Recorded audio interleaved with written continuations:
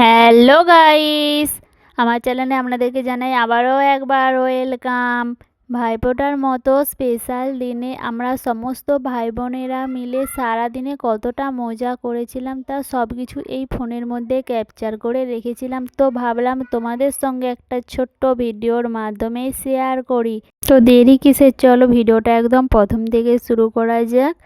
পাড়াতে অসুখ হওয়ার কারণে আমাদেরকে বলেছিল যে আমরা দাদাদেরকে ফোঁটা দিতে পারবো না, কিন্তু তাদেরকে বাড়িতে ডেকে তাদের কাছ থেকে আমরা আশীর্বাদ নিতে পারবো। গোপু মালা পরে আছে দেখছি। গোপুকে কে পড়ালো? মা। তোর মা না ঠাকুমা?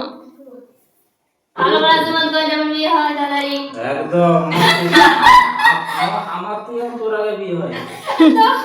তো বোনেদের আগে বিয়ে হবে না, দাদার আগে হবে, তবে তো বোনেরা আনন্দ করতে পারবে। সবগুলো একটু একটু করে দাদা খাওয়া যাবে। এই একটু খাবে। বোনেদের মিষ্টিমুখ করে নেওয়ার পর এখন সমস্ত বোন মিলে দাদার সঙ্গে সুন্দর সুন্দর ছবি তুলে নিয়েছিলাম। আর সবশেষে দাদাকে খাওয়াতে গিয়েছিল আমার ক্যামেরাম্যান অর্থাৎ আমার বোন। আর গাইস, দাদারা এতটা পরিমাণে কুঁড়ে যে কেউই আমাদের জন্য গিফট আনেনি, সকলে মিলেই আমাদের হাতে ক্যাশ ধরিয়ে দিয়েছিল। কেউ দিয়েছিল 1000 টাকা, কেউ 1500 টাকা। মামার আমাদের বাড়িতে এসে পৌঁছাতে 12টা বেজে গিয়েছিল, কারণ সে আগে একটা মাসি ঘরে ফোঁটা নিয়ে এখানে আসছে, আবার এইখানে কিছুক্ষণ থাকার পর আরও একটা মাসি বাড়ি যাবে। লাইন টাইন করো। লাইন টাইন এই সব অনুমতি এখন সবাই দেয়। আরে মো প্রণাম করবে নি? হ্যাঁ, প্রণাম করো ভালো করে, নিয়ে ভালো জন্মদিনে প্রণাম করো নি ভালো করে। এটা ছিল আমাদের আর্য ভাই। এই আর্য ভাইয়ের বার্থডেতে গিয়ে তো আমি অনেক ভিডিওই তোমাদের সঙ্গে শেয়ার করেছি, তাই স্পেশাল করে আর কি আলাপ করাবো। তোমরা তো আশা করি সকলেই জানো। যেহেতু ভাইফোঁটার দিনটা পড়েছিল বৃহস্পতিবার, তাই বাড়িতে কোনো রকমই আমিষ রান্না করা হয়নি। যা যা করা হয়েছিল সমস্তই কিন্তু নিরামিষ।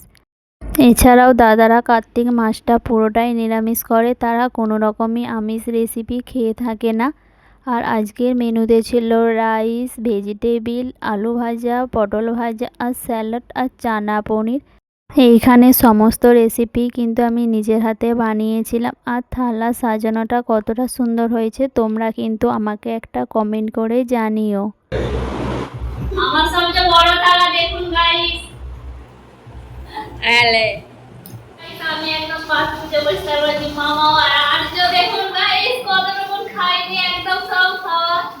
আর্য খাও, আর খাওয়াই হচ্ছে। এখনের বাচ্চাদেরকে ভাত মুড়ি খাওয়ানো যে কতটা কষ্টকর সেটা এই বাচ্চাটাকে না দেখলে একদমই বুঝতে পারতাম না। রাইস খাওয়ানোর জন্য বেশ অনেকক্ষণ ধরেই মুখ খুলতে বলছিলাম, কিছুতেই মুখ খুলছিল না, মুখ একদম চিপে বসেছিল।